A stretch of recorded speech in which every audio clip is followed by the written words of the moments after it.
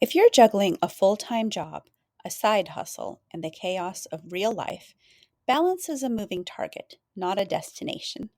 Here's why chasing it sets us up for guilt and what to do instead. Welcome to Productive AF. This week we're talking about why work-life balance is a trap and what actually works instead. Let's get real. If you've ever been told you just need better work-life balance or more time for self-care, you probably rolled your eyes as hard as I did. If I had $1 for every time someone told me to just delegate, I could buy a robot to do my laundry and maybe even answer my DMs. Here's the truth nobody tells you. For most of us, balance isn't a static state. It's a moving target. And sometimes it's just about not dropping the same ball 2 days in a row. Why balance is overrated and what to aim for instead. According to the World Health Organization, burnout is now classified as an occupational phenomenon, and nearly 77% of professionals have experienced burnout at their current job. That may be why the productivity world loves to sell us the fantasy of work-life balance.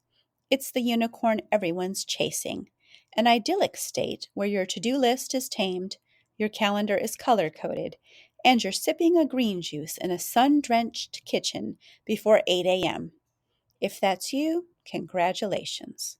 For the rest of us, the closest we get is a half-cold coffee, although my calendar is color-coded. And if you can't reach that ideal, you have permission to ditch the guilt and be a human being. Here's the problem.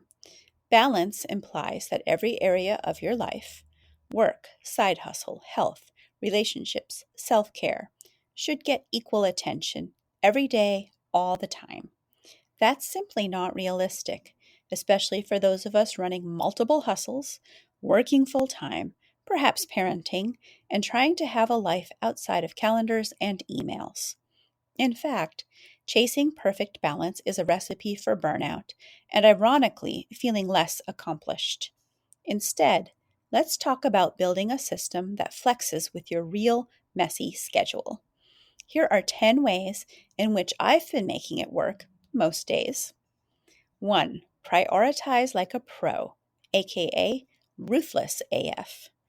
Research published in the Harvard Business Review found that high performers spend 40% more time on their top priorities than their peers. Not everything matters equally all the time. Each week, I pick 1 or 2 must-do tasks for each of my major goals for the year. Everything else, nice to have. If it doesn't move the needle and my day goes south, it gets bumped. And here's a pro tip. Use a framework or a tool like the Eisenhower matrix, which helps you decide between what's urgent or important. Or just use a sticky note, whatever you'll actually check. 2. Batch, batch, batch. The American Psychological Association reports that multitasking can reduce productivity by as much as 40%, largely due to the cognitive cost of context switching. That's why batching is a non-negotiable for me. I batch everything from cooking to executive assistant tasks to program management, mentoring, content creation, and personal business into focused sprints. Yes, sometimes that means filming 3 videos in the same shirt. Hashtag no shame.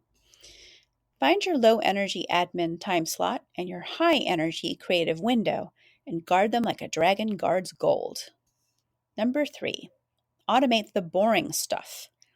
Zapier's 2023 automation report found that 90% of knowledge workers say automation has improved their lives, and 88% say it allows them to focus on more interesting work. So, if you're still avoiding using AI or other automation tools, it's time we talk.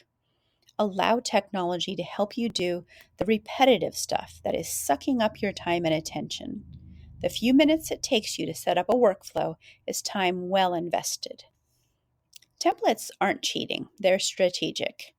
I use Canva for almost everything visual, and it saves my sanity. Plus, I'm developing my own templates for productivity techniques I use or recommend to others over and over again. 4 is protect your no.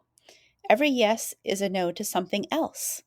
I've learned there's an opportunity cost to giving away my time and to say no to things that don't align with my goals, like taking on tasks outside my domain or over-engineered productivity apps.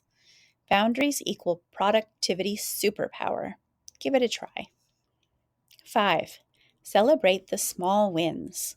Research by Harvard University shows that recognizing small wins daily boosts motivation and overall performance. Did you finally launch that newsletter you've been putting off? Did you finally respond to 3 emails? Both awesome. Progress beats perfection every time, but we'll come back to that one. 6 is intentional imbalance. According to the 2023 LinkedIn Global Talent Trends Report, 63% of professionals say that work-life balance is a top priority, but only 31% feel they actually achieve it. Life and business move in seasons. Some weeks, one of your goals or projects will get that spotlight. In other weeks, it will shift to something else. The real skill is in knowing what needs your focus now and being okay with letting other things simmer on that back burner. Intentional imbalance means you're choosing your priorities on purpose, not out of guilt or obligation. 7. Back to that progress over perfection thing. Forget about hitting every single goal every single day. Instead, track your momentum. Did you make meaningful progress on your top priorities this week? Did you move the needle, even a little? That's a win. The most productive people aren't the ones who do it all. They're the ones who do what matters most consistently. Number 8 is flexible systems, not rigid schedules. A 2024 Gallup poll found that employees with flexible work systems report 29% higher engagement and 53% greater well-being than those with rigid schedules. Color-coded calendars and bullet journals are great if they work for you. I use one, but not the other. If you find yourself spending more time organizing your planner than actually getting the work done, it's time to simplify. Build systems that flex with your life and leave space for the unexpected, because life will always throw you curveballs. Number 9, alignment over aesthetics. It's tempting to compare your behind-the-scenes chaos to someone else's Instagram perfect productivity setup, but aesthetics don't pay the bills or move your goals forward. Alignment does. Focus on actions and habits that align with your goals, not just what looks impressive on social media. And finally, 10, self-compassion as a productivity tool. Studies from Stanford University indicate that self-compassion is strongly linked to resilience, lower stress, and sustained productivity, especially in high-pressure environments. Here's an advanced move. Just drop the guilt. Didn't check off every item on your list today? Never even been to inbox 0? That's not failure, it's reality. Give yourself permission to be human. Sustainable productivity is about resilience, not rigidity. Now it's time for some real talk. My week in numbers. If you've never done a real and honest audit of your time, this is your sign. After making some adjustments to accommodate making progress on all my goals, I landed on the following each week. 56 hours, sleep. 40 hours, my day job. 8 to 10 hours a week, spending time with my teenager.